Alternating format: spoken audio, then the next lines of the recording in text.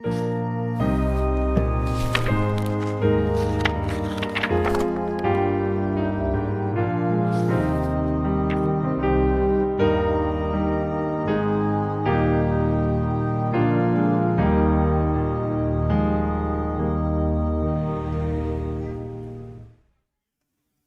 estamos nosotros haciendo a esta hora? ¿Qué estamos estudiando? Ajá, ¿cómo estudiar la Biblia? Y en especial vimos la semana anterior la primera parte ¿de qué? Del método inductivo. Y hoy vamos a ver la segunda parte, claramente. Así que, mis hermanos, quisiera leer para ustedes Santiago 1:22 y oramos y le rogamos al Señor que nos ayude a que más que ver esto como un método, pudiéramos verlo como el deseo de nuestro corazón de querer estudiar la Escritura, de querer ser transformados por ella. Voy a leer Santiago 1:22 al 24. Nos dice la palabra del Señor. Pero sed hacedores de la palabra y no tan solo oidores, engañándoos a vosotros mismos. Porque si alguno es oidor de la palabra, pero no hacedor de ella, este es semejante al hombre que considera en un espejo su rostro natural, porque él se considera a sí mismo y se va, y luego olvida cómo era. Vamos a orar. Bendito Dios, te queremos dar muchas gracias, Señor. A veces nuestras mentes, nuestros cerebros o nuestra propia carne, Señor, o nuestros propios deseos, muchas veces, Dios, al ver tanta instrucción, al ver tanto estudio de la palabra, en particular aquellos hermanos que están desde más temprano, pudiéramos ver, Señor, con que el hecho de querer nosotros estudiar continuamente o tener tantos temas variados y constantes y seguidos, pudiéramos presentar una resistencia, Señor, en medio nuestro, en nuestros corazones, en nuestro ser, para continuar, Señor, yendo a aprender acerca de ti y de tu verdad. Pero para muchas otras cosas, Señor, somos dados a vernos maratones de series, a vernos maratones de deportes o de cualquier cosa que seduzca y que atrape y que guste en nuestro corazón. Señor, no todo el tiempo nosotros tenemos tanta instrucción de seguido.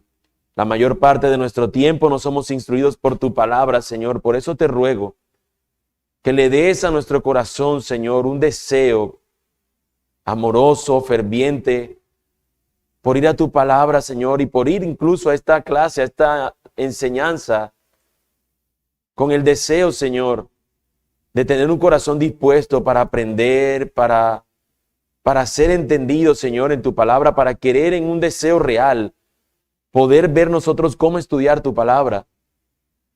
Porque muchas veces nos acercamos, Señor, solamente como quien lee un libro sin tener en cuenta muchas cosas que deberíamos tener en cuenta. Y por eso te rogamos, Señor, coloque en nosotros el deseo real de que esta clase y el tema sea de nuestro interés y no simplemente estar aquí por estar, Señor, incluso a mí, Señor, como maestro, como pastor aquí, Señor, que no sea simplemente enseñar por enseñar, sino que realmente nos apasionemos por tu palabra, por escudriñarla, por ir a profundidad, pero también, Señor, porque ésta sea aplicada a nuestros corazones, a nuestras vidas, Señor, que seamos transformados por ella. Te lo pedimos, oh Dios. Usa, Señor, a cada uno de los que está acá para que podamos juntos ir a tu palabra y verla como esa miel que es dulce a nuestro paladar, como esa lámpara que nos guía, como esa espada que penetra hasta lo más profundo de nuestro ser. Te lo rogamos, oh Dios. Usa a el maestro y usa, Señor, también a tu iglesia, que hoy es la audiencia, para que podamos juntos, Señor, aprender de ti y aplicarlo también a nuestras vidas. En el nombre de Jesús oramos, Señor, dándote gracias. Amén. Amén. La semana pasada, como ahorita preguntaba, empezamos a aprender el método de estudio bíblico inductivo, y lo que hablamos cuando decíamos lo que era el método bíblico inductivo es aquel que pretende que sea el método inductivo, su finalidad es extraer desde la Escritura lo que el mismo texto nos quiere decir o nos trata de decir. Yo sé que el nombre de método bíblico o método de estudio bíblico inductivo suena a algo muy técnico, ¿no? Suena algo muy técnico, pero al final, y si recordamos las partes que tiene el método inductivo, recordaremos que simplemente son preguntas que hacemos nosotros constantemente al texto, sin darnos cuenta que forma parte de una metodología tal vez. Veíamos que su contraparte, el método de estudio bíblico deductivo o el método deductivo, es aquel que fija una idea en la mente o una idea de algo que tú quieras aprender y vas con esa idea al texto para tú buscar aquellos textos que respalden tu idea. El problema de eso es que pudiéramos estar tomando o porciones de la Escritura que no tienen que ver necesariamente con lo que tú estás estudiando, o porciones de la Escritura donde crees que habla de un tema cuando de pronto no está hablando de él. Ese es el problema cuando predicamos predicaciones en serie, que tomamos una serie que queremos hablar acerca del amor, por ejemplo, y tomamos simplemente todos los textos que en la Biblia hablan del amor y vamos a una concordancia y vemos ahí el amor en todas sus diferentes formas de mostrarse el amor. Entonces decimos, bueno, aquí está el amor entre parejas, el amor con los hijos, el amor tal cosa, y tomamos textos al azar. Y a veces, como bien decía el pastor Alejandro ahorita en su intervención en la clase anterior, a veces podemos estar hablando del amor y tomar un texto como 1 Corintios 13 y lo usamos en el matrimonio. Si bien pudiera emplearse en lo mucho que dice allí, si bien es cierto, tiene un contexto y está hablando acerca de la relación entre hermanos y cómo debía ser el amor aquello que es preeminente o que debería ser preeminente entre ellos. Así que eso nos puede a nosotros dar un pie. Coloco otro ejemplo, con el mismo amor. Pudiéramos nosotros estar hablando de que Dios es amor. La gente dice que el amor es ciego, Dios es ciego. Son deducciones a las que llegamos por medio de silogismos, donde utilizamos una idea. Voy a buscar que Dios es amor. La gente dice que el amor es ciego, Dios es ciego.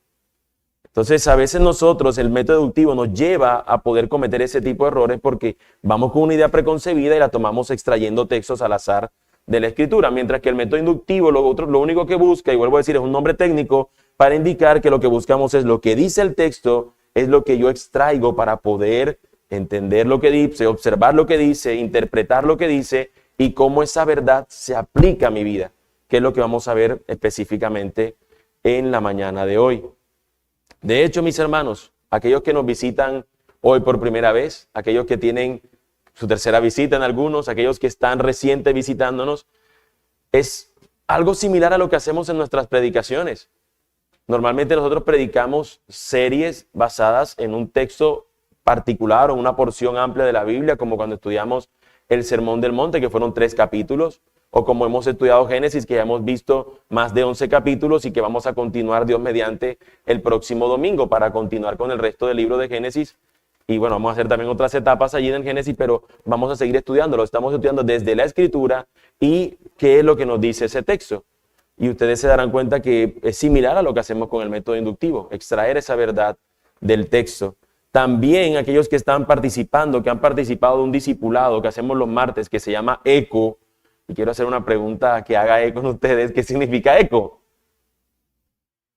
Evangelio, comunión y oración. Eso es lo que hacemos los días martes. Cómo el Evangelio lo vivimos, cómo hay una comunión entre nosotros mientras vivimos el Evangelio y cómo oramos los unos por los otros también allí.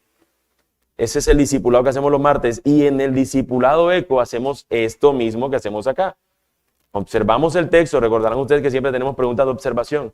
La interpretación no nos la saltamos porque queramos, sino porque ya el texto fue predicado. Como estudiamos el mismo texto del domingo, ya el texto fue expuesto. Entonces ya nos basamos en la interpretación que se ha dado y saltamos muy intencionalmente hacia la parte aplicativa, porque evidentemente desde el domingo, desde la predicación, se exponen aplicaciones, pero realmente podemos ahondar más en esas aplicaciones el día martes, que usamos en esa metodología.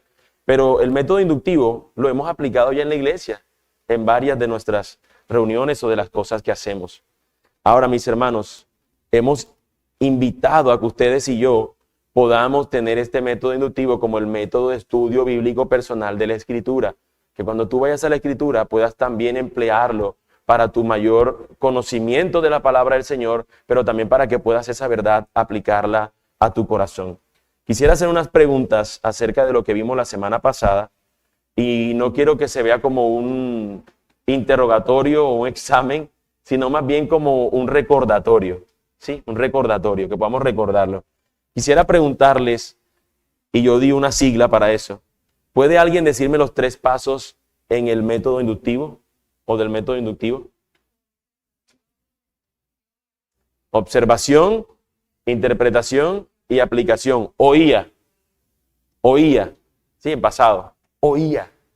Y así no se nos olvida, observación, interpretación y aplicación. La semana anterior vimos observación e interpretación. Y hoy vamos a ver aplicación y que el Señor nos ayude y podamos tener el tiempo para poder tener la parte práctica que nos demanda esta enseñanza.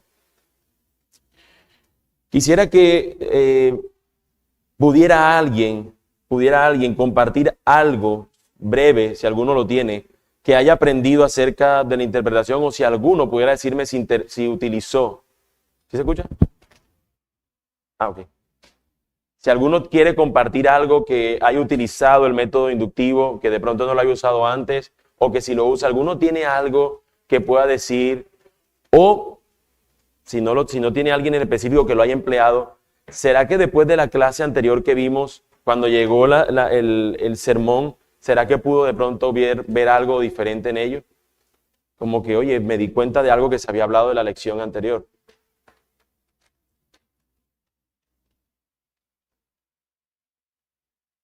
¿No? Rodolfo. Micrófono.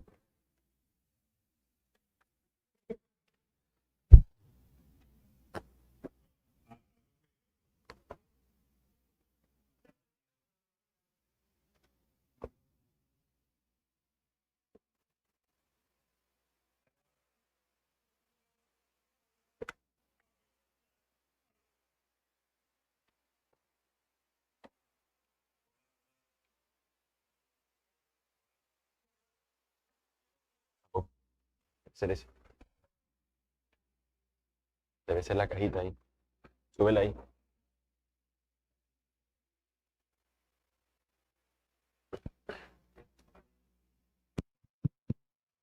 Bueno, tú mencionaste algo que me pareció muy importante y es interpretar los textos más oscuros, algo así, a la luz de los que son más claros. Ok. Y particularmente creo que es una herramienta importante de saber porque a veces hay textos en la Biblia que parecieran contradictorios. Sí. Pero donde habla claramente el tema, eso nos debería ayudar a interpretar aquellos donde no se entiende tan clara la idea y nos ayuda a confiar en la Biblia como una sola idea, sino Así que es. hay lugares donde Jesús, por ejemplo, explicó claramente ciertas cosas. Hay otra parte donde, por poner un ejemplo, una carta de Pablo donde pareciera que se dijera otra cosa, pero está claramente expuesto en otro texto y asumiendo que es el mismo autor toda la Biblia, Claro. eso nos ayuda a descansar en los textos más claros para poder interpretar a los otros. Así es. Si hacemos una lectura rápida de Santiago, podremos pensar que está contradiciendo mucho a la teología paulina. Pero cuando entiendes el contexto de lo que él quiere decir, te das cuenta que es complementaria, que sin esta carta la otra no tendría sentido, porque él es muy aplicativo diciéndonos la fe sin obras es muerta. Mientras que en Pablo encontramos, por ejemplo, en Efesios diciéndonos la fe, por gracia somos salvos, la fe. Pero él dice, tienes que vivir una manera diferente y por eso tiene mucha implicación, ¿no? Como el texto que leíamos ahorita. Haz esto, haz esto, haz esto. Y su punto es diciendo, si tú tienes la fe, tu fe te cambia en hacer cosas. Entonces es importante entender lo que decía ahora Rodolfo, es un muy buen punto de todo lo que vimos. Quisiera, mis hermanos, después de pronto nada más, la idea era solamente que alguien mencionara y no pasara tanto ejemplo para no quedarnos tanto, que pudiéramos ir al siguiente paso que nos compete en la mañana de hoy, que es la aplicación. Hemos visto observación, interpretación, podamos ir a la aplicación. Quiero decir y adelantar que vamos a terminar en el texto que estuvimos viendo la semana anterior para pues terminar toda la tarea, aunque vamos otra vez a continuar haciendo preguntas de observación, de interpretación y terminaremos con preguntas o con intenciones de aplicación. Lo vimos en Nehemías 1, del 1 al 4. Ténganlo allí, no lo vamos a leer ahora. Primero vamos a entender a qué nos referimos con aplicación y cuáles serían unas preguntas para hacer en aplicación y algunas directrices que debemos tener en cuenta al momento de aplicar un pasaje. La aplicación, mis hermanos, es increíblemente importante. Podemos pensar que si observamos e interpretamos bien nuestro pasaje, ya hicimos la tarea completa, ya hicimos lo que teníamos que hacer, ya es suficiente. Pero ¿de qué nos sirve a nosotros tener la escritura aprender qué es lo que nos dice el texto y no aplicarlo a nuestras vidas. Debo decir que también es erróneo que tú tomes la escritura simplemente como un manual aplicativo y práctico sin tener en cuenta lo que está diciendo el texto. O sea, sin tener en cuenta observación, interpretación y solamente aplicar la Biblia, también es un error grosso. Es como aquel texto que sé que la mayoría se lo saben, que un hombre abrió la Biblia y le dice, Judas fue y se ahorcó, y luego la persona vuelve y busca otro texto bíblico y le dice, ve tú y haz lo mismo. Se asusta la persona, abre la Biblia nuevamente y le dice, lo que vas a hacer, hazlo pronto. ¿Será que el Señor le estaba diciendo a él que se matara? No, es contrario a la realidad del Señor, pero si tomamos la Biblia solamente como una brújula para que me dirija solamente donde yo quiero, estoy emproblemado ahora, voy a leerme un salmito, que eso me sirve. No, debemos ir a la Escritura, ¿qué nos está diciendo realmente el autor? Porque si tomamos uno de estos salmos imprecatorios que nos dice, Señor, destruye y acábale los dientes, tú vas a querer que a tu jefe, si te tienes un problema con tu jefe, también le pase lo mismo. Y no es lo que nos dice la Escritura. Así que tenemos que entender que observación e interpretación es clave, pero también la aplicación. Pero que tampoco seamos de aquellos que tomamos la aplicación nada más y dejamos de lado la otra cosa porque es tedioso y no quiero hacer ese ejercicio. Pudiéramos estar pensando y demandando promesas donde no son promesas, o demandando un deseo que yo quiero cuando realmente no es el deseo del Señor porque no hemos ido muy bien a la palabra del Señor. Debemos tener eso en cuenta. ¿Por qué es importante aplicar o por qué lo deberíamos considerar? Bueno, yo creo que la palabra nos indica y nos muestra un ejemplo en ello. Yo no sé si usted alguno se conoce algún texto que nos habla acerca de la aplicación, pero nosotros, o yo leí al principio un texto que nos habla de la aplicación y la importancia de ella, que es Santiago 1, 22 al 24, y voy a leerlo de nuevo. Miren lo que nos dice. Pero sed hacedores de la palabra y no tan solo oidores, engañándoos a vosotros mismos. Porque si alguno es oidor de la palabra, pero no hacedor de ella, este es semejante al hombre que considera en un espejo su rostro natural, porque él se considera a sí mismo y se va y luego olvida cómo era. Imagínense nosotros, y voy a colocarlo pronto un poco más gráfico. Vamos al espejo y nos damos cuenta que sin querer teníamos la mano sucia, nos tocamos así, tenemos una mancha aquí negra en el rostro. Y tú dices, oye, ¿cómo voy a salir así? Te miraste en el espejo, pero luego saliste y ya no te limpiaste nada. No tendría sentido, ¿cierto? Ahora, cuando nosotros vamos a la Escritura, seguramente vamos a ver muchas cosas que nos dice acerca del Señor y que nos dice también acerca de nosotros. La Escritura funciona como este espejo que nos dice que tenemos que ser limpios. Y nosotros luego de salir de ese espejo no podemos salir siendo los mismos. Deberíamos ser transformados. Esa es la parte aplicativa del texto. Supongo que nosotros, la mayoría, cuando estudia las Biblias, no tiene problema con aplicarla, probablemente, pero existe muchas veces en que nosotros leemos la Escritura y no la aplicamos. No la aplicamos.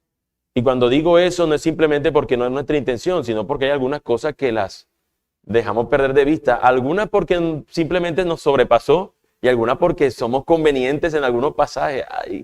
Hay que amar al hermano. Pero ese hermano no, ese hermano es muy áspero. Te dice, ámalo. Pero algunas cosas somos como muy puntuales. No, esto sí, esto no.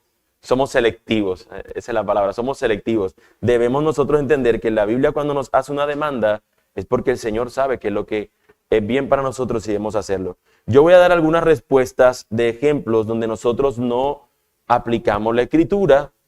Probablemente si alguno tiene otro, puede levantar su mano y decir, mira, yo creo que también esto sucede y a veces no aplicamos la Biblia. Yo voy a ser puntual, es decir, voy a mencionarlo nada más. Si algún hermano quiere compartirlo, trate también de ser puntual en decir tal cosa. De pronto no dar un ejemplo largo que nos dé media hora en el recorrido. Una cosa es que podemos decir, es que no la entiendo bien. No entiendo bien la palabra y por eso no la aplico a mi vida. Bueno, para eso necesitamos los pasos 1 y 2. Observa, interpreta, podrás entenderlo y poder aplicarla. Falta de tiempo para pensar bien cómo se conecta esto con mi vida. La verdad es que llego muy cansado del trabajo y una cosa que a veces se nos olvida, que también es una excusa que sacamos o algo que nos pasa muy a menudo, es que somos fáciles de distraernos. Somos muy distraídos. Somos muy distraídos. Otras cosas nos hacen perder de vista lo que el Señor quiere en su palabra para nosotros y lo dejamos de lado. Así que esa es una excusa muy frecuente por la manera en que leemos la Biblia y solamente decimos, voy a leer y cumplir, listo, ya leí la Biblia hoy, ya. ¿Cómo la aplicas? ¿Cómo la puedes vivir? ¿Cómo eres transformado por ella? Falta de voluntad para considerar el pecado en nuestras vidas. Muchas veces no aplicamos el texto porque la demanda que está haciendo es acerca de una conducta o de un pecado que no debería estarse viendo en nuestras vidas, pero como nos atañe, simplemente decimos, no, ese texto no lo puedo aplicar, no lo quiero aplicar. Y nos pasa ese asunto, porque a veces nos ponemos necios, tercos, y queremos creernos mejor que el Espíritu Santo para decirle, Señor, hasta aquí tú actúas, eso no me lo, esa déjamelo todavía allí. Yo necesito esto porque hay una batalla que tengo que enfrentar. Hay gente que ora, y suena chiste, pero una vez escuché de alguien que simplemente no le pedía al Señor que le quitara su rabia porque él quería guardar esa fuerza de la rabia para emplearla con alguien. O sea, como yo no la empleo con nadie, pero con ese que me la debe, yo con ese sí quiero. Entonces hay personas que toman como que son selectivos en su conducta y tomar de los pasajes para ciertas cosas, ¿no? Siempre tendemos a aplicar la escritura individualmente y a veces es bueno incluir a otros para que nos ayuden a ver, mira, este texto yo creo que me está diciendo esto, o me habla acerca de esto, ¿cómo yo podría ser cambiado por la palabra en ello? Y utilizar otras personas o ayudarme con otros hermanos para que la verdad del Señor me cambie es algo que es necesario, es algo que es muy útil. No somos muy introspectivos, o podríamos decirlo, que no tendemos a hacernos exámenes o autoexámenes. Sí, lo que nos dice el texto en Salmo, examíname, oh Dios, y sondea mis pensamientos. No somos muy dados a ese tipo de cosas. Solemos ser más rápidos a pensar, fulano se actúa así, él debería. Él no ha leído nunca que en la Biblia dice esto, pero nunca decimos, este fulano no ha leído que en la Biblia dice esto para que él no lo haga. Somos muy dados a no tomar la verdad a veces para aplicarla en los momentos que más la necesitamos. Y otra que yo considero que también nos suele pasar, o que pasa mucho, es ver la Escritura como un manifiesto teológico. Ver la Escritura como simplemente que salta y manda verdades teológicas. Ahí está la doctrina de la justificación por la fe, la doctrina de que somos salvos por gracia, la doctrina de tal cosa, y cuando la vemos simplemente como un manifiesto y enunciados teológicos, ¿de qué me sirve que cambie mi vida? Ya yo me sé la doctrina, ya yo soy teólogo, no necesito cambiar. Finalmente tengo toda la verdad de la palabra del Señor. Mis hermanos, y quisiera ilustrarlo de esta manera, la palabra dice que es una espada de doble filo, que penetra hasta lo más profundo del ser, que rompe, que quiebra, que el alma la desnuda, la destruye. Y yo lo quiero graficar de esta manera porque cada vez que yo he visto una película de esas bélicas donde atraviesan una persona con una espada, la persona no se queda de pie riéndose. No me pasó nada. ¿Cierto que no? Cuando la espada lo traspasa, el tipo agonizante toma donde se enterró la espada y cae al piso. Y ahí, pues bueno, fallece. Bueno, imagínate que esta espada traspase mi ser. Yo caigo humillado ante ella. Yo no puedo salir simplemente, ya vi. Sí, ella tiene ellas heridas. No, me traspasa, me humilla, me lanza, me bota al piso. Cambia para siempre mi corazón. Cambia para siempre mi vida. Pero a veces no es aplicada la Biblia porque la vemos simplemente como un manifiesto teológico donde me lanza verdades que no tienen esa implicación en nuestras vidas. La palabra de Dios, mis hermanos, es viva y eficaz. Podemos leernos la teología de quien tú quieras. Todos los teólogos famosos del mundo, sus palabras son muertas a menos que ellos mencionen la Biblia. Cuando sus páginas tienen vida, es cuando es la Biblia la que está siendo anunciada, porque es la que tiene vida. Ninguna obra humana tiene tal posibilidad o tal poder como lo tiene la palabra de Dios. Por eso está por encima de cualquier cosa. Ahora imagínate simplemente leerla y no buscar que esta se aplique a nuestras vidas. No tiene sentido. Es como comprar una bicicleta para dejarla ahí. Mira mi bicicleta que me compré. ¿Ya la manejas? No. Tengo 5 años, está ahí, pero no la manejo. No sirve de nada. No sirve de nada. ¿Qué preguntas hacer, mis hermanos, para nosotros aplicar entonces la palabra de Dios a nuestras vidas? O para utilizar esta implicación de la aplicación. Bueno, primero, y yo voy a mencionar 10, voy a tratar de ser breve en ellas. Primero, señala este pasaje, es una pregunta que puedes hacerte cuando estás leyendo, preguntas de aplicación. Recuerdan que los que no estuvieron ya vimos las de observación e interpretación y ahora solamente voy a mostrar las de aplicación. ¿Señala este pasaje pecado en mi vida por el cual yo necesite confesarme y arrepentirme? Es decir, el texto que estoy leyendo está hablando acerca de un pecado. Yo tengo lucha con ese pecado, yo debo ser cambiado, yo no debo estar viviendo así. Es una manera de tú poder decir, cómo ese pasaje lo puedes aplicar a tu vida. Otra pregunta, ¿qué suposiciones tiene este pasaje que yo no comparta? No estoy diciendo que el pasaje tenga equivocado, sino que simplemente yo soy necio y digo, no, eso no me parece. Ay, Dios, usted no ha escuchado, usted mismo no se ha dicho a sí mismo, yo creo que Dios no quiso decir eso. ¿Ah? ¿Qué necedad? Somos necios. ¿Qué necedad? Yo no creo que Dios, yo no creo que Dios simplemente vaya a decirle a las personas, ustedes son pecadores y van para el infierno. Yo no creo que exista tal cosa como el infierno. Bueno, ese es el problema tuyo, el Señor lo dice. Tú puedes tener una suposición y decir, yo no estoy tan de acuerdo con esto. Bueno, la realidad es que el Señor lo está diciendo. De hecho, curiosamente, y solamente mencioné ese tema del infierno, quien más habló del infierno fue el Señor Jesucristo, más que cualquier otro personaje de toda la Biblia. Y a veces tenemos problemas, no solamente con eso del infierno, sino con cualquier otro asunto porque somos necios. Ahora, como les dije, voy a simplemente dar las preguntas lo más breve posible. Tercera, ¿hay un mandamiento que obedecer que vea en este pasaje? ¿Cuáles son esas formas en las que no lo estoy obedeciendo o qué me impide obedecerlo completamente? Entonces, hemos visto pecado, hemos visto suposición que yo no comparta, o algo que la Biblia me dice que yo no comparta, o hay un mandamiento que debo obedecer en este pasaje. ¿Hay una palabra de ánimo para mí en este pasaje? Sería la cuarta. ¿O una promesa de Dios en este pasaje que sea verdad para mí? Porque esa es otra cosa. A veces tomamos un texto y decimos aquí hay una promesa, pero de pronto el texto no es una promesa. Por ejemplo, aquellos que utilizan normalmente el texto que dice, cree en el Señor Jesús y serás salvo tú y tu casa, no es una promesa general para todo el creyente. Pero cuando leemos Hechos, es un libro narrativo, es un libro histórico. Yo nunca he encontrado a ningún cristiano que diga, yo no puedo mentir porque si miento, yo me caigo muerto enseguida. Nunca he visto un cristiano que diga eso ante la mentira. Y el libro de los Hechos nos narra una historia de unas personas que mintieron y murieron enseguida. Pero ahí sí decimos, no, eso fue una historia. Bueno, lo mismo sucede con el libro de los Hechos cuando pasa la historia del carcelero de Filipo, que se salva, que él cree en el Señor y el Señor le está diciendo, por medio de Pablo, a él, mira, cree en el Señor Jesús y serás salvo tú y tu casa. Es un libro de narrativa histórica. A los que de pronto no conocen el tema de la narración y demás, no se preocupen. En este resto de clase vamos a ver los géneros literarios, los géneros donde vamos a encontrar narrativa, poesía, apocalíptica, todos estos tipos de géneros que encontramos en la Escritura que nos ayudan a la interpretación. Pero tenemos que ver si es una realidad, un pasaje o una promesa que el Señor me está diciendo, cómo esa promesa se hace o la puedo ver en mi vida.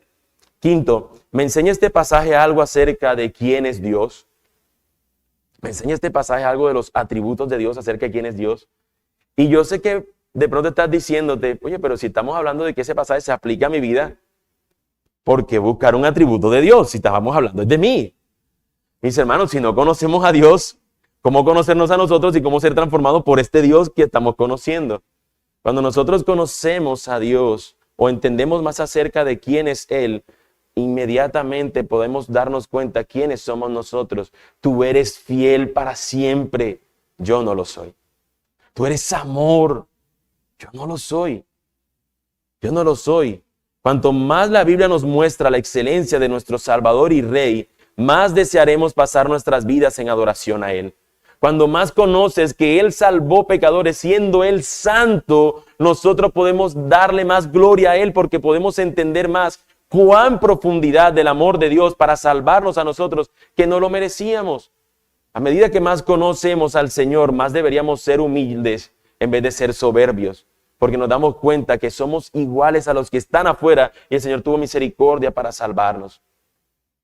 Sexto, este pasaje me ayuda a entender algo acerca de mí mismo y quizás pueda parecerse a una de las que hemos mencionado anteriormente, pero esta es específica en este sentido. Pudiéramos preguntarlo como, ¿cuáles son mis motivos cuando yo hago esto? Por ejemplo, David viendo a la mujer por allá por el balcón de su ventana, poder de leerlo y decir, no decir simplemente ese David si era malvado, por flojo, porque no estaba peleando la batalla y decir, ¿cuántas veces yo, aunque no tengo balcón, cuántas veces yo no he visto con los ojos de David y he deseado otras cosas que no le agradan al Señor? ¿Cuál es el motivo en mi corazón para ese tipo de cosas? Esas son las preguntas que saltan a nosotros como aplicación. 7. ¿Qué evidencia para mi fe me da este pasaje? ¿O de qué manera nos ayuda a confiar más en el Señor? ¿De qué manera, qué evidencia para mi fe me da este pasaje? Octavo, ¿qué voy o debo hacer diferente como resultado de mi tiempo en este pasaje? ¿Qué debo cambiar? ¿Qué debe cambiar en mí? 9. ¿De qué manera puedo modelar, compartir o enseñar esta verdad a fin de que otros también sean animados por ella? Y recuerda, no pienses en la aplicación como aquellos hermanos que se sientan en un sermón y no vino el hermano, iban a hablar de ira y no vino el hermano airado. Ya ellos están airados porque el hermano no vino. Hermano, principalmente la razón por la que tú estás acá es porque el Señor te está hablando a ti acerca de lo que estamos aquí enseñando. Cuando otro venga, bueno, como él no vino, se tuvo un instrumento de Dios para enseñarle a esa persona. Pero a veces siempre vemos, si estuviera fulano, hubiese escuchado lo que dijo el pastor. ¿Estás tú? Lo necesitabas, eras tú, principalmente. Después, llévale tú esa instrucción a otro, o lo que tú leíste de la palabra. Mira, esta palabra me cambió a mí, yo creo que también lo puede hacer contigo. La palabra del Señor nos transforma. 10. ¿Qué aplicación tiene este pasaje para nosotros como familia? En el caso de los casados, de los que viven con sus seres amados.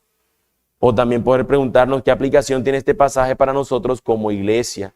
Nunca debemos sentir que la aplicación es únicamente individual. A veces también nos está llamando a hacer cosas como familia. Eso nos pasa a los casados.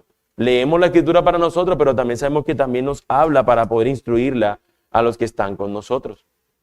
Así que estas preguntas, mis hermanos, nos ayudarán en el ámbito de la aplicación, pero quisiera rápidamente, y esto sí solamente en mencionarlo, dar algunas directrices. Dar algunas directrices acerca de cómo poder aplicar un pasaje, algunas cosas a tener en cuenta. Mientras que las preguntas tienen un sentido de que podemos tomarlas como con mayor solicitud de estar allí como pendiente de estas cosas, las directrices son como maneras como tú podrías hacer esta aplicación o tenerla en cuenta o como una forma de tú poder estar aplicando tu pasaje, utilizar ciertas herramientas. Lo primero, y esta sí es descartable, o sea, esta no la puedes desechar, es que tienes que orar. Lo primero que debemos hacer es orar. Ya la semana pasada dije que cuando vamos a empezar a leer la Escritura, lo primero que deberíamos hacer es orar. Orar por el pasaje que vamos a leer, que el Señor nos dé sabiduría. Si Él no nos da sabiduría o si no vamos en dependencia de Él para entender lo que Él dijo, entonces no tiene sentido. Es como yo decía, a veces los cuadros los pinta un artista y la gente trata de interpretar. ¿Qué quiso decir allí fulano? Bueno, si está vivo, vayan y pregúntenle. ¿Qué quiso usted decir cuando pintó ese cuadro? En el sentido nuestro, tenemos la posibilidad de acercarnos a nuestro Señor y rogarle que nos ayude a entender su palabra. Dice la palabra del Señor, por cuanto los designios de la carne son enemistad contra Dios, ¿por qué no se sujetan a la ley de Dios ni tampoco pueden? Por cuanto los designios de la carne son enemistad contra Dios, porque no se sujetan a la ley de Dios ni tampoco pueden. En la carne, en nuestras fuerzas, no podríamos lograr entender nada. Necesitamos al Señor que obre. Necesitamos orar, y por decirlo de una manera poética, necesitamos orar por una visión espiritual. ¿Sí? No una visión de esta de superhéroe de atravesar paredes, sino una visión de poder ver esto con el sentido espiritual, porque es algo espiritual. El Salmo 119, 18 nos dice eso. Abre mis ojos y miraré las maravillas de tu ley. Salmo 119, 18.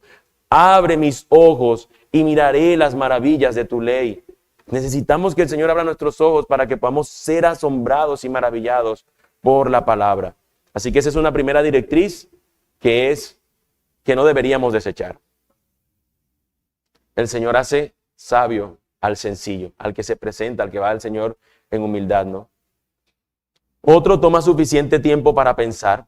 O sea, tómate un tiempo para pensar y meditar en lo que lees. Si leemos por salir del paso, cuando tenemos el café así en la mano y estamos allí como leyendo, no va a haber tiempo para meditar.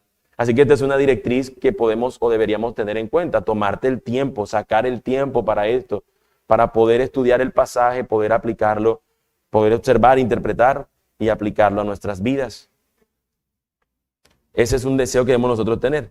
Ahora, tercera cosa es escribe. Ahora, esto es un asunto que es una directriz. No todos aquí, o no todos los de acá funcionamos con el método que leemos y tenemos que escribir todo lo que se nos dice, pero hay algunos que sí. Entonces, si tú eres de los que escribe, entonces sabe que tiene que sacar un tiempo para eso. Ahora, hay personas que solamente lo que necesitan es leer y tener el tiempo para pensar. En ambos casos necesitamos un tiempo para poder meditar en la palabra del Señor. Algunos detenerte en un sofá y pensar, algunos otros para tomar el tiempo y empezar a escribirlo. Pero necesitamos un espacio para ello. Habla con alguien más, una cuarta directriz. Hemos visto, ora primero, toma tiempo suficiente para pensar, escribe, y una cuarta, habla con alguien más. Comparte de lo que estás aprendiendo con otros. Busca incluso otros que pudieran ayudarte en la aplicación de la palabra del Señor. Es algo que es muy bueno. Invita a personas a ayudarte a aplicar la palabra de Dios a tu vida. Y en una quinta directriz, escucha. Escucha. Es posible que el pasaje que estás leyendo haya sido predicado en la iglesia. ¿Cómo ese pasaje fue observado, interpretado y aplicado? ¿Qué otras cosas yo puedo encontrar que allí no se dijeron en ese sermón? O escucharlo de otros predicadores de sana doctrina que conozcamos. ¿Qué predicaron en ese lugar, ya que en mi iglesia no tienen esa enseñanza acerca de eso? ¿Pudiera encontrarlo en otros? Ojo, estoy hablando después de nuestro estudio, ¿no? No como lo primero que voy a hacer para sujetar mi enseñanza o mi estudio a lo que otros dijeron, pero lo hacemos después. O existen otros métodos, que esa va a ser la última lección que vamos a ver en esta serie de cómo estudiar la Biblia, que es recursos extrabíblicos, es decir, el uso de comentarios, el uso de Biblias de estudio y cosas por el estilo. Eso lo vamos a ver también. Pero también es una buena herramienta para nosotros estudiar la palabra de Dios. Hay personas que se han acercado diciendo, yo veo que el texto me dice eso, como yo decía la semana pasada. Y cuando uno lee con detenimiento, hermano, cuidado. Esa fue una herejía que se condenó en el segundo siglo. Esa interpretación que estás dando no es la correcta. El texto no está diciendo eso. El texto nos está llevando a este otro tipo de interpretación porque mira cómo la Biblia nos habla acerca de esta verdad. Quisiera hacer una pregunta a ustedes, mis hermanos, antes de hacer la parte práctica. Y es, ¿cuáles son las cosas que has encontrado más útiles para aplicar la Escritura a tu vida? O de pronto la formulo mejor. De lo que hemos visto ahora, ¿cuál es la mejor o cuál tú tal vez no tenías en cuenta? Oye, yo creo que esto, yo nunca he leído la Biblia con esta intención, con esta pregunta en mente en el momento de aplicar. ¿Cuáles o quiénes quisieran compartir acerca de ello? Si están silentes, les doy un minuto más para que lo piensen mientras tomo agua. ¿Alguno quiere compartirlo?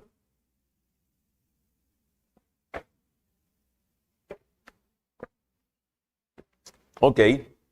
Vayamos, hermanos, habiendo dicho todo esto que hablamos, vayamos a la Escritura y vayamos a Nehemías, capítulo 1, versículo del 1 al 4.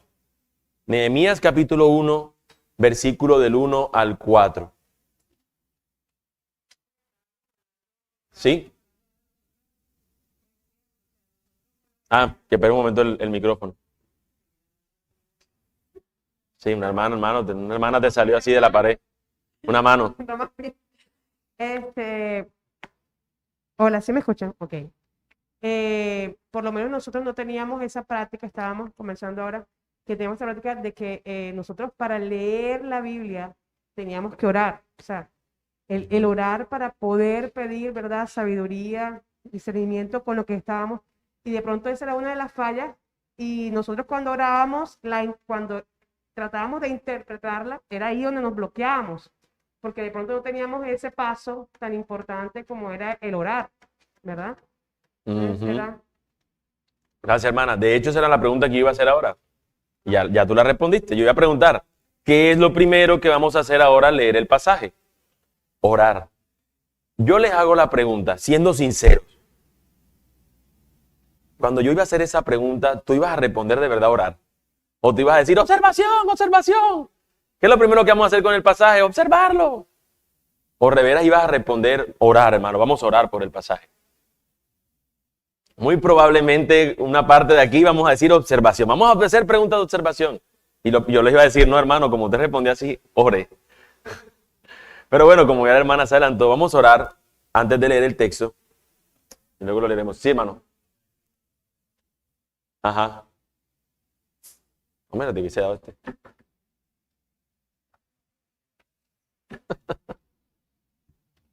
Gracias. Buenos días.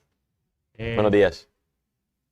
No quería intervenir, pero como ya va a entrar a la parte práctica, quería Ujú. decir algo antes de entrar a la parte práctica, porque creo que también puede ayudarnos ahí con el tema de la aplicación. Y muchas Ujú. veces, como todos saben, o la mayoría que están aquí, hay una parte que no podemos hacer nunca en la interpretación y es espiritualizar los textos. Ujú. Muchas veces queremos llevar a cabo, por ejemplo, ejemplos clásicos, David y Goliat. Te enseñan que Goliat es el mundo, tus problemas y todo ese tipo de cosas. Están hablando de una narrativa que realmente no es lo que nos muestra el texto como tal. O todo lo puedo en Cristo que me fortalece. Entonces todo lo que yo hago voy a hacer una empresa porque todo lo puedo en Cristo que me fortalece y no sabes hacer nada. Si no lees, si no haces el trabajo de observación y de interpretación correcta, evidentemente la aplicación va a ser absolutamente incorrecta. O primeramente busca el reino de Dios y su justicia y todo lo demás será añadido, ¿viste? Voy a tener beca, carro, de todas esas cosas y cuando tú ves el contexto o la interpretación, hacer la interpretación correcta, evidentemente vas a encontrar respuesta de que no es todo lo que a ti te agrade. En ese sentido, yo creo que es importante una buena observación y una buena interpretación. Ujú. Y hermanos, yo les digo algo, si nosotros no nos asombramos en la observación y en la interpretación, evidentemente normalmente vamos a llegar a unas conclusiones erróneas. Cuando no nos asombramos qué es lo que el texto nos quiere decir y qué es lo que ese texto, y ojo con lo que voy a decir ahora, qué es lo que ese texto nos habla también de Cristo, porque muchas veces también saltamos de la observación a la interpretación y a la aplicación a mi vida, pero nunca pasamos por el Evangelio.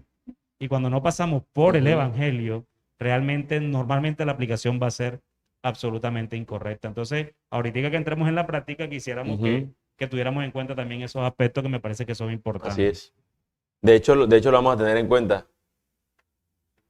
No, tú estás simplemente en lo acertado en lo que vamos a hacer.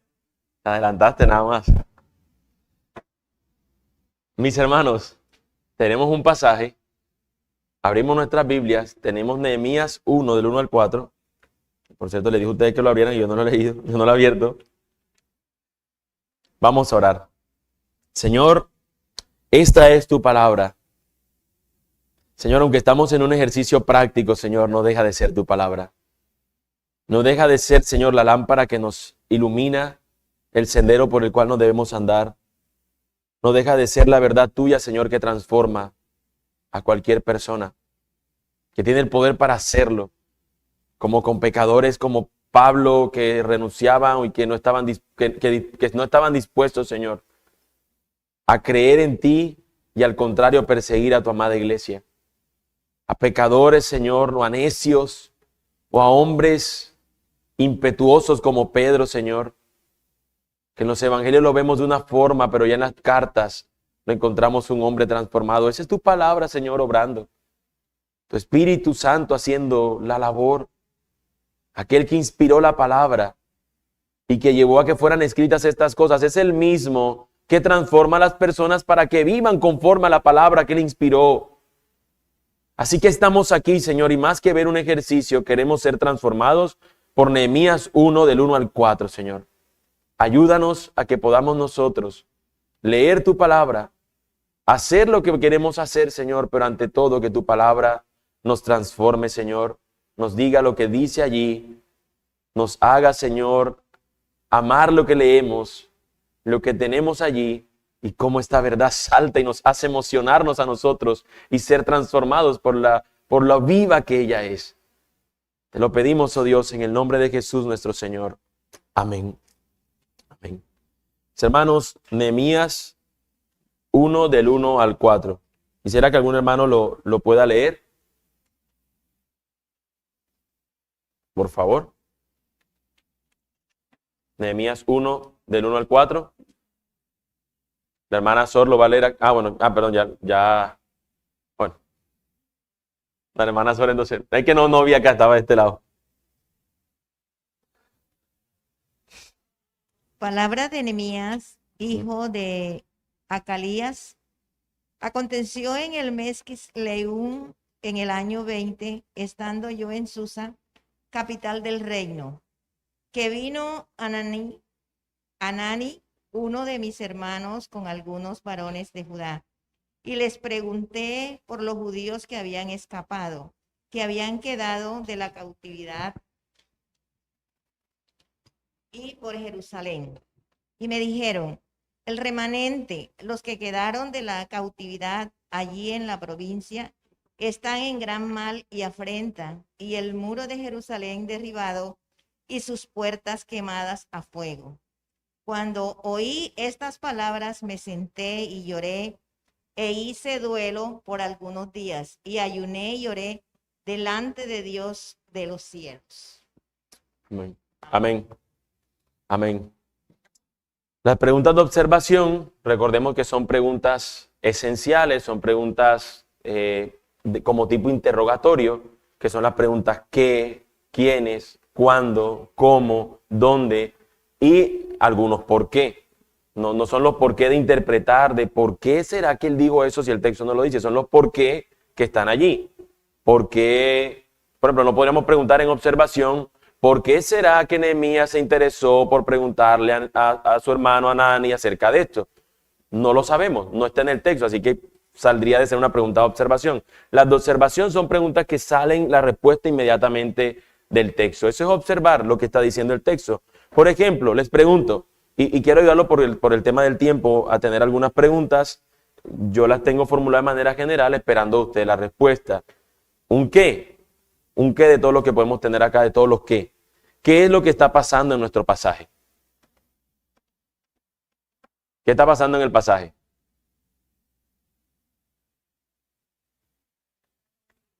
Hay una cautividad. Ok, eso se ve en el sentido general, ¿no? Hay unos cautivos, unos que están, o él está en un lado y otro. Una ciudad que está desprotegida y que a él le cuentan, ¿no?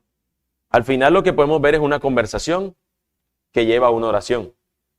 Lo que está sucediendo es que hay una conversación, se acerca una persona, él dice, yo estoy en este lugar, vinieron unos amigos, un hermano de acá de este lugar, yo tengo una conversación con ellas, en la conversación pregunto por de dónde él viene y eso lo lleva a él orar. Eso es lo que está pasando más o menos.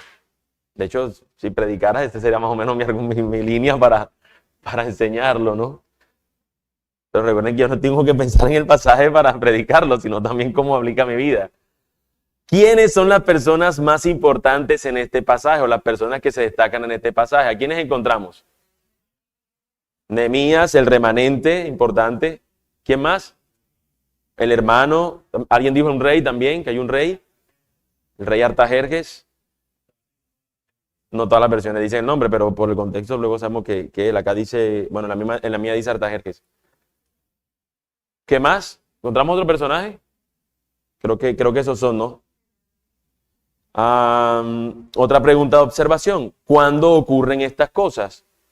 En este pasaje probablemente no sea tan claro y no lo dé, pero en otros pasajes el cuándo entra en ese sentido. ¿Cuándo ocurren esto? Bueno, no tenemos la fecha exacta, pero vamos a decir cuándo Nehemías estaba en este lugar y esta gente estaba en otro lugar.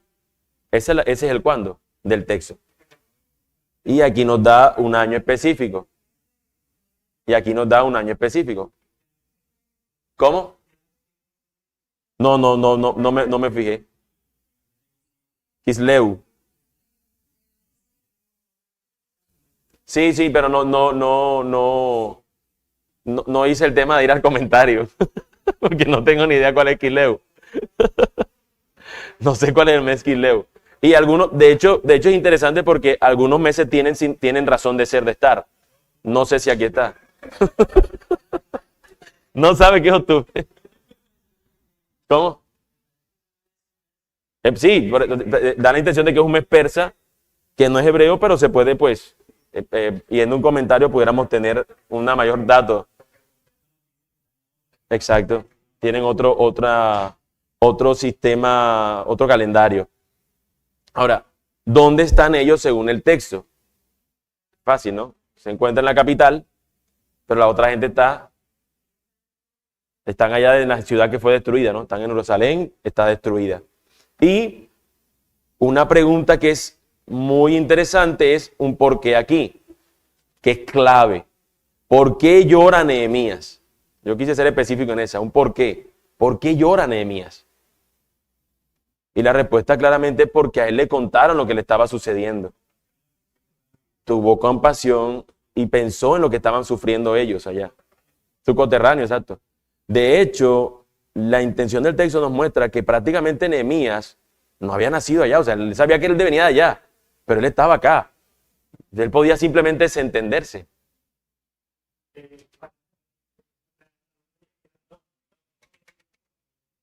Sí, porque con las manos así no te va a escuchar en la cámara nadie. Sí, porque, bueno, ya que hice la pregunta, tenía la duda Ujú. y he encontrado que el mes Quisleo es el mes de la abundancia dentro del calendario hebreo y en representación al mes de nosotros o en equivalencia sería entre noviembre y diciembre, más o menos. O sea que también es de la Estaba- abundancia nuestro, noviembre y diciembre. Estaba cerca. No, era el mes donde venían las lluvias, más que todo. Por Ujú. eso era que se le llamaba el mes de la abundancia. Era lo que encontré en el comentario, Gracias, mi hermano. sino que tenía la La duda. data no la teníamos. Vieron que sí son útiles los métodos extrabíblicos para este tipo de tener en cuenta esto para el contexto y todo del pasaje. Eso ya luego lo vemos en la parte interpretativa, pero en la parte de observación es mucho lo que vemos ahí, pero lo vamos señalando. Oye, ¿este mes cuál es? Cosas así que nos van saltando estas preguntas, ¿no? Anani, ¿será que Anani? ¿Qué significa? ¿Será que le pongo ese nombre a mi hijo? Tal? No, no sé. Anani, un nombre así como raro. Interpretación. Interpretación, pregunta de interpretación. En interpretación lo que buscamos es qué significa el pasaje, pero escuchen, principalmente a la audiencia original. No podemos saltar a decir qué significa este pasaje en mis tiempos. O sea, que yo puedo compararme a que yo soy trabajando tal vez en este lugar y con tal cosa, inventándonos ahí lo que decía ahorita es una espiritualización, una cosa allí, no. ¿Qué significó allí? Él está hablando a un pueblo. ¿Qué le estaba diciendo a ese pueblo? Por eso en las preguntas de interpretación buscamos entender cuál es el contexto. Un Israel, una nación que fue arrasada y que fue llevada en cautiverio, pero que un gran grupo fue llevado en cautiverio, sobre todo la clase más que podían ellos tener. De hecho fueron los jóvenes, los príncipes, los principales, pero a otra gente la dejaron acá. Pero estos dejaron la ciudad destruida y estas personas están indefensas, desprotegidas. Ese es el contexto de nuestro pasaje. Otra cosa que debemos tener en cuenta en la interpretación es qué tipo de género literario es. ¿Es narrativa? ¿Es profecía? Porque no podemos leer la profecía de la misma manera que la narración, cuando aparece de pronto y vi yo en el cielo como que esto era un ser así de tantas cabezas. Si lo tomamos literal, nos imaginamos el Apocalipsis llegando a un ser raro. O sea, Avenger le quedaría pequeño, con unos monstruos raros, pero de un sentido figurado porque tiene otro tipo de connotación. Entonces, ¿qué tipo de género literario es? Es narración, o sea que está pasando lo que está diciendo el autor, es tal cual como lo está contando. ¿Cuál es el propósito de esta historia? Y no solamente el propósito de ese momento, sino también entender dentro de la narrativa de toda la redención, qué quiere decirnos el texto, es decir, cómo esto encaja en el deseo del Señor de traer un Salvador. Cómo Jesús entra aquí o cómo este texto nos habla de Jesús, cómo encaja en la cronología redentora. Eso no, sí, perdón. Sí, mi hermana. Mira, está más cerca. O sea que como lo que estás diciendo que para tener en cuenta todo este método inductivo, observación e interpretación, cuando llegamos a la interpretación, pues se nos es necesario entonces leer todo el capítulo para tener el contexto Ujú.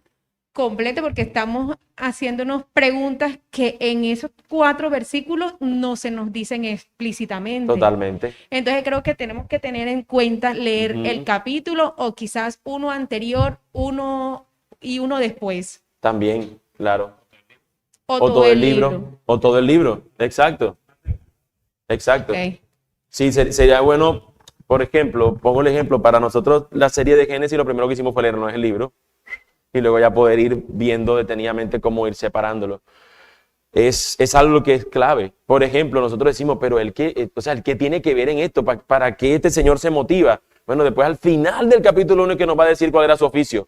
Yo era el copero del rey en esos días. Y el copero del rey era un cargo importantísimo. Era un cargo importantísimo. Él tenía línea directa con el rey todo el tiempo.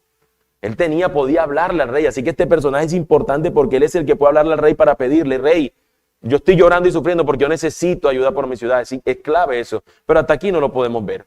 Entonces, claramente sería útil, muy bueno leer la Biblia, el capítulo completo o los capítulos anteriores para tener un mejor contexto. Gracias, mi hermana. Por último, aplicación. ¿Será que este texto me está diciendo que entonces yo lo que tengo que hacer es, cuando esté triste y sufriendo, hago ayuno? Esa es mi aplicación. Probablemente, mis hermanos, el tema del ayuno no es este texto lo que nos tiene que dar la razón de ser. De hecho, seguramente Jesús en el Sermón del Monte, cuando nos dice cuando ayunéis, o sea, que da por sentado que ayunamos. Probablemente sea ese el contexto para el ayuno, pero no sería este pasaje. En este pasaje, ¿qué pudiéramos encontrar como una pregunta aplicativa? Amor al prójimo. Amor al prójimo, compasión. Les hago una pregunta. Nota la compasión por el otro de Nehemías. ¿Qué te dice acerca de ti? ¿Cómo tú podrías hacer la manera de pregunta? ¿Cómo puedo ser más compasivo con otros? ¿O estoy siendo yo compasivo por otros? Si noto, por ejemplo, el asunto de... fíjate, ¿quién hace la pregunta primero? Nehemías. La pregunta, ¿yo estoy interesado por otros aunque no los conozca? ¿Yo me intereso por aquellos que están sufriendo? No digo, eso no es problema mío. Este tipo de cosas nos ayudan a luego poder preguntarnos a nosotros un mandamiento que debo cumplir, una acción que yo debo tener en cuenta, cosas por el estilo. Mis hermanos, pudiéramos quedarnos más acá, pero el tiempo se ha ido bastante, me lo he tomado muchísimo. Espero que realmente sea para el beneficio de nuestras vidas. ¿Sí? Pero creo que no podemos terminarla si no aplicamos el Evangelio. Y es como Ok. el Señor fue compasivo con nosotros, siendo nosotros pecadores. Y esa compasión nos debe llevar a ser compasivos con nuestros hermanos. Si dejamos de lado todo eso, evidentemente se vuelve más moralismo que otra cosa. Entonces, es importante que en la aplicación siempre esté el Evangelio de por medio. Por ejemplo, si lo pensamos, gracias, mi hermano, gracias. A veces el tiempo nos hace olvidar lo más importante. Mis hermanos, lo dijimos la semana anterior, ¿quién fue aquel que viendo la necesidad nuestra y los muros derribados de nuestra alma, dejó su trono, dejó su lugar en la presencia del Señor donde tenía la gloria y vino a servirnos? No fue un Nehemías, fue nuestro Señor Jesucristo.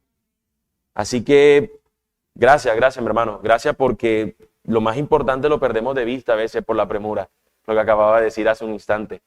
Así que no les pase lo que me pasó a mí ahora. Que no perdamos lo más importante porque algo urgente nos está quitando eso importante de vista. Vamos a orar, mis hermanos. Amado Dios, Padre Celestial, te queremos dar gracias, Señor. Gracias porque tú has sido bueno, Señor, para con nosotros. Gracias porque nos has incluso, Señor, hacia el final recordado, Señor, que tú eres lo más importante, que tú eres el protagonista, que tú eres el Rey eterno que merece toda nuestra admiración, merece toda la gloria, merece toda la excelencia, merece toda la honra. Tú mereces todo, Señor. A ti sea siempre la gloria. Oh bendito Dios, ayúdanos a que podamos nosotros, más que ver esto como una enseñanza, que podamos atesorar, realmente que podamos ser una enseñanza que más que atesorarla, que también la podamos poner por obra, Señor. Oh bendito Dios, ayúdanos a que más que verla como un tesoro que esconder, podamos verla, Señor, como una herramienta la cual debemos usar. Ayúdanos, oh Dios, te lo pedimos. Señor, prepara nuestros corazones para el resto del servicio, que podamos adorarte, exaltarte, glorificarte a través de la lectura de tu palabra, de los cánticos, de la oración y a través también de la administración de tu palabra, de la predicación, del gozo con el cual nosotros recibimos lo que tú también nos das por alimento en esta mañana. Bendito Dios, todo lo que hemos hecho, hemos querido hacerlo para tu gloria, Señor. Glorifícate en lo que estos siervos imperfectos hemos, Señor, hecho para tu gloria. Bendito Dios, te damos gracias y te oramos en el nombre de Jesús. Amén.